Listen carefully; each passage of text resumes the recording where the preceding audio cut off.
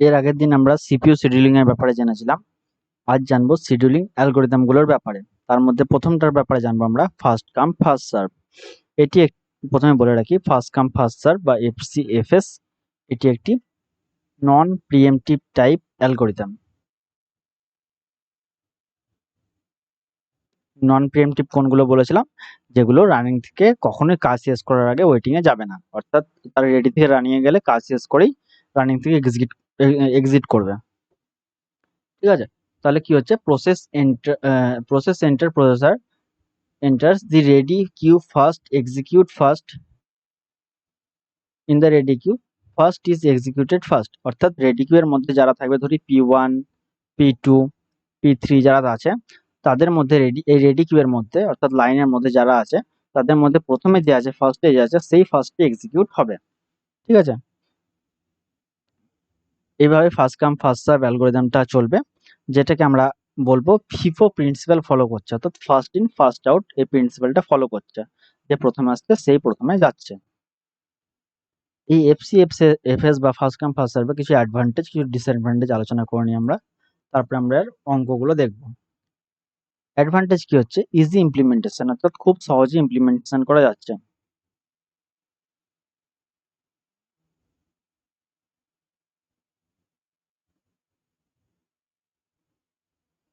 It use first in first out queue and no starving. এই জন্য সে খুব easily implement করা যাচ্ছে। ডিসঅ্যাডভান্টেজ হচ্ছে first come first serve it may suffer from convoy effect. Convoy effect কি জিনিস? Convey effect নিয়ে আমরা পরে একটা আলোচনা করবো এবং এর এক্সাম্পলে দেখবো।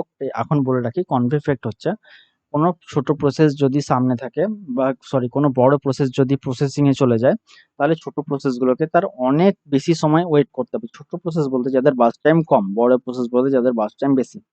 তাহলে এর জন্য কি হচ্ছে, যাদের বাস টাইম কম তাদেরকে অনেকক্ষণ ধরে ওয়েট করতে হচ্ছে, আর এটা খুবই একটা এফেক্টিভ নয়, কারণ এর কোনো প্রায়োরিটি নেই।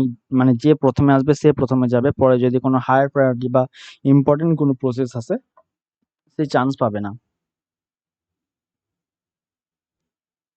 এবার এর একটু অঙ্ক দেখে নিই আমরা, যেমন CPU scheduling first come first serve.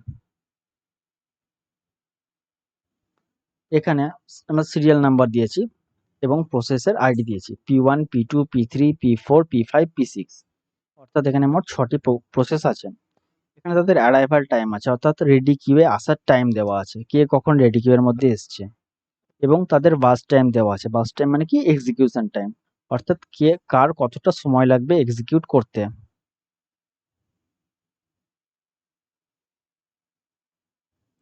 প্রথমে আমাদেরকে একটা গ্যান্ট চার্ট বানিয়ে নিতে হবে।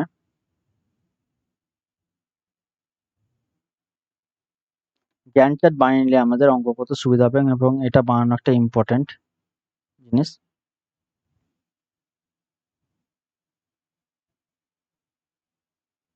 প্রথমে কি এসছে, জিরো অ্যারাইভাল টাইমে P1, তাহলে আমরা এখানে লিখলাম P1। তাহলে আমাদের অ্যালগরিদম কি বলছে, যে আগে আসবে সে আগে এক্সিকিউশন শুরু করবে এবং এক্সিকিউশন শেষ করার আগে সে বেরোবে না, অর্থাৎ সে এলো 0 টাইমে এবং কতক্ষণ কাজ করবে, 9 টাইম পর্যন্ত। তাহলে 0 থেকে 9 পর্যন্ত সে কাজ করলো। ঠিক আছে, এরপর কি আসছে, এরপর দেখো সেই সময়ের মধ্যে কারা কারা আসছে, সেই সময়ের মধ্যে সবাই চলে এসছে, অর্থাৎ 3 সময়ের মধ্যে সবাই চলে এসছে। আমি সময়গুলোকে মিলি সেকেন্ড বলছি এখানে।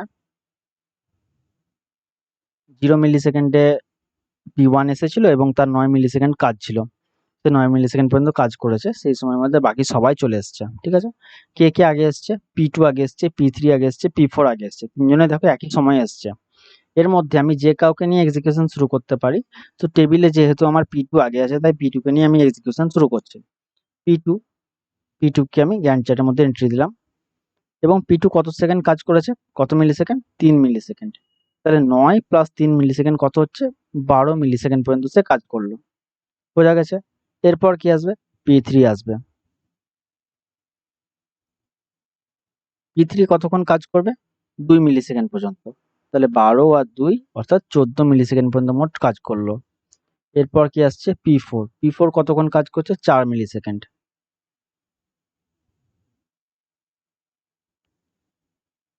14 আর 4 18 মিলি সেকেন্ড কাজ হলো এখন পর্যন্ত টোটাল। তারপর আসছে P5 কতক্ষণ কাজ করছে, P5 2 মিলি সেকেন্ডে আসছে, P5 কতক্ষণ কাজ করবে 3 মিলি সেকেন্ড। তাহলে P5 কতক্ষণ করলো 21 পর্যন্ত। তারপর কি আসছে P6 সে কতক্ষণ কাজ করবে 2 মিলি সেকেন্ড, অর্থাৎ মোট 23। তাহলে মোট হলো 23। এখানে আমরা যোগ করে দেখতে পারি 9 প্লাস 3, এটাই যদি আমরা পুরোটা যোগ করি তাহলে দেখবো 23 আসছে, ঠিক আছে। তাহলে 0 থেকে শুরু করে আমাদের মোট 23 মিলি সেকেন্ড পর্যন্ত কাজ হয়েছে। সেই সময়ের মধ্যে P1 P2 P3 P4 P5 P6 সবাই চান্স পেয়েছে। এবার এই গ্যান্ট চার্ট থেকে আমরা ওয়েটিং টাইম, রেসপন্স টাইম এগুলো সবই বের করতে পারবো, ঠিক আছে। তাহলে প্রথমে আমরা ওয়েটিং টাইম বের করছি। হুম,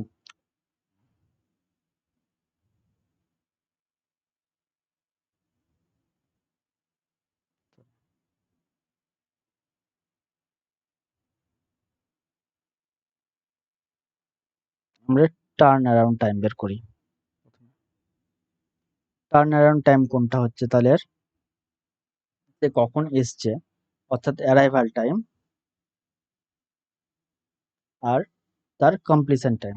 কমপ্লিশন টাইম কি কি হচ্ছে, সিটি কি হবে, P1 এর সিটি কি, P1 কখন কমপ্লিট করেছে 9 এ, P2 কখন কমপ্লিট করেছে 12 তে, P3 14 তে, P4 18, P5 21 এবং P6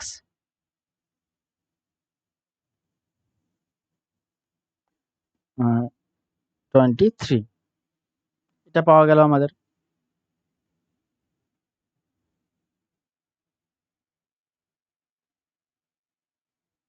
এবার আমরা আগের দিন কিছু নিয়মের কথা বলেছিলাম বা ফর্মুলার কথা বলেছিলাম আমরা, সেগুলো একবার বলে দিই, দেখো কোথায় কোনটা কাজে লাগবে।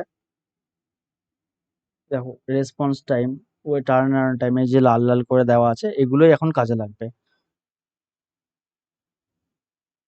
ঠিক আছে। ওয়েটিং টাইম, রেসপন্স, এই যে ফর্মুলাগুলো আগের দিন আমরা দিয়েছিলাম সেগুলোই কাজে লাগবে। তাহলে টার্ন অ্যারাউন্ড টাইম মানে কি বলেছিলাম আমরা, completion time minus arrival time. তাহলে কমপ্লিশন টাইম অফ P1 কখন কমপ্লিট করছে 9, P1 এ অ্যারাইভাল টাইম কত ছিল 0। অ্যারাইভাল টাইম আমরা সবসময় ওপর থেকে পাবো, এখানে 0। তাহলে P1 এর টার্ন অ্যারাউন্ড টাইম কত হলো 9। একইভাবে P2 এর টার্ন অ্যারাউন্ড টাইম বের করব, P2 এর কমপ্লিশন টাইম কখন 12, P2 এসেছে কখন 1, তাহলে P2 এর টার্ন অ্যারাউন্ড টাইম হলো 11। একইভাবে P3 শেষ করেছে 14, P3 এসেছে 1 অর্থাৎ 13। P4 এর কমপ্লিশন টাইম হচ্ছে 18, P4 এসেছে কখন, P4 এসছে 1।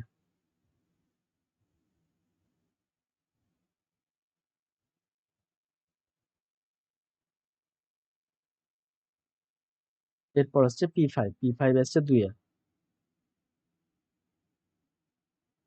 P5 এর কমপ্লিশন টাইম হচ্ছে 21 মাইনাস 2 সমান 19।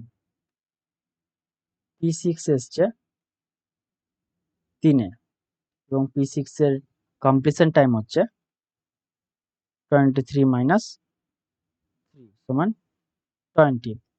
এবার কি বলবে, এবার বলবে অ্যাভারেজ টার্ন অ্যারাউন্ড টাইম বের করতে, অর্থাৎ average T turnaround time. Average time বের করার জন্য কি নিয়ম আছে আমাদের, অ্যাভারেজ যেমন ম্যাথমেটিক্সে বের করতাম সেটাই, অর্থাৎ 9 plus 11 plus 13 plus 17 plus 19 plus 20 by 6 লিখে দিই আমরা এখানে। 9 plus 11 plus 13 plus 17 plus 19 plus 20 by 6। এটা যোগ করে 6 দিয়ে ভাগ করলে আমাদের অ্যাভারেজ টাইমটা পাওয়া যাবে।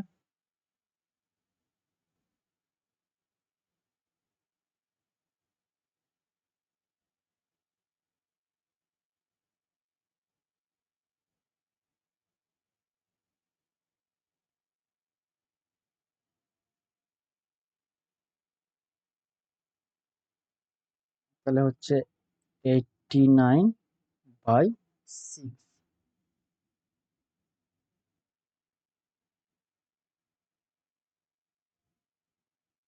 14.84। এটা হলো অ্যাভারেজ টার্ন অ্যারাউন্ড টাইম। আর কমপ্লিশন টাইমে যদি অ্যাভারেজ বেরোলে কি করে করবে?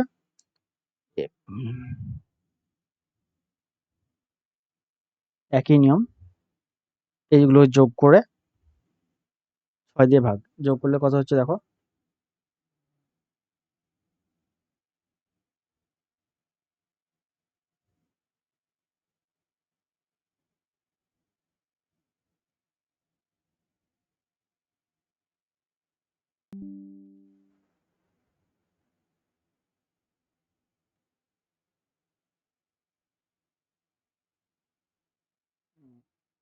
নাইনটি সেভেন 97 বাই 6,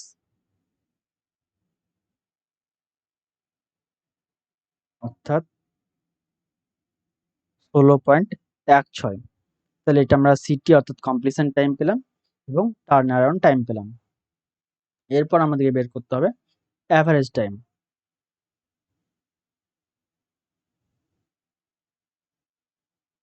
অর্থাৎ average waiting time, sorry waiting টাইমের ফর্মুলা কি বলেছিলাম?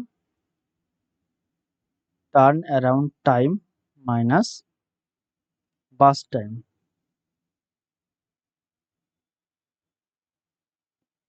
তাহলে P1 এর টার্ন অ্যারাউন্ড টাইম কত ছিল? 9। বাস টাইম কত ছিল? 9। ওয়েটিং টাইম কত হলো? 0। কমপ্লিশন টাইমটা আমার এখন দরকার পড়ছে না, মুছে দিচ্ছি।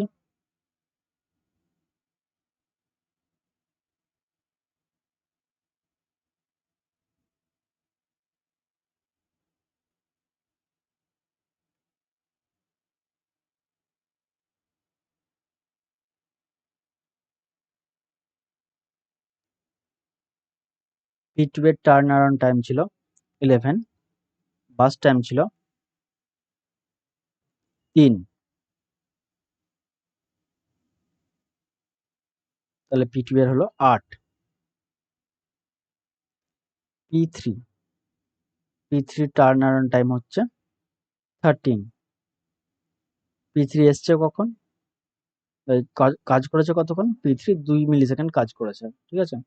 তাহলে 13 মাইনাস 2 সমান 11 মিলি সেকেন্ড ওয়েট করেছে। P4 কখন এসছে? কাজ শেষ করেছে কখন? অর্থাৎ টার্ন অন টাইম কত? 17।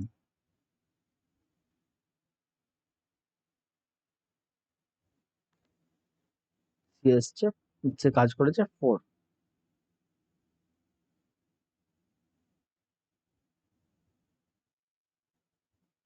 P5 19,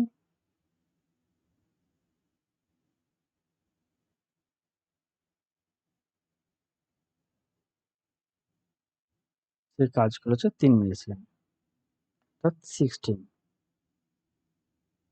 আর P6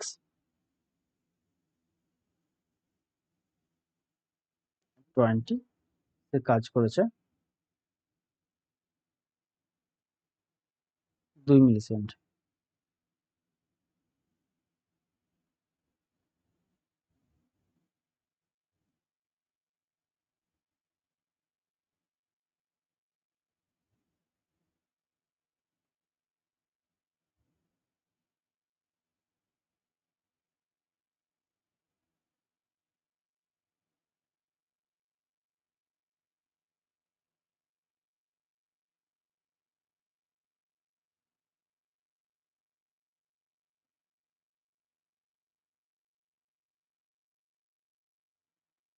অর্থাৎ 18। তাহলে waiting time, total waiting time অর্থাৎ অ্যাভারেজ ওয়েটিং টাইম যদি বের করতে বলে তাহলে কি করব, অ্যাভারেজ WT যদি বের করতে বলে তাহলে সবগুলোকে যোগ করব এবং 6 দিয়ে ভাগ করব। তাহলে যোগ করে দেখা যাক কত হচ্ছে ওয়েটিং।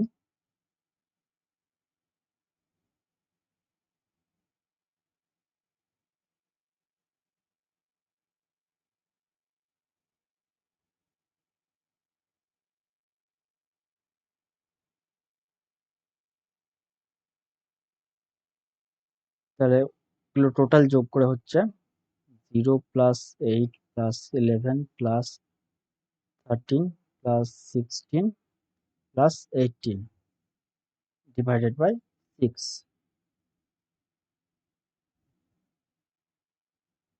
তাহলে হচ্ছে 66/6 সমান 11। এটা হচ্ছে তার অ্যাভারেজ ওয়েটিং টাইম। তাহলে আমরা সবগুলো একে পেলাম, turn around time, waiting time, completion time. তাহলে এটা আমাদের এই অঙ্কটা এখানে শেষ হলো। অর্থাৎ পরীক্ষা সবগুলো বার করতে বলবে না, কিন্তু যদি বলে ওয়েটিং টাইম বের করতে তাহলে টার্ন অ্যারাউন্ড টাইম বের করতেই হবে।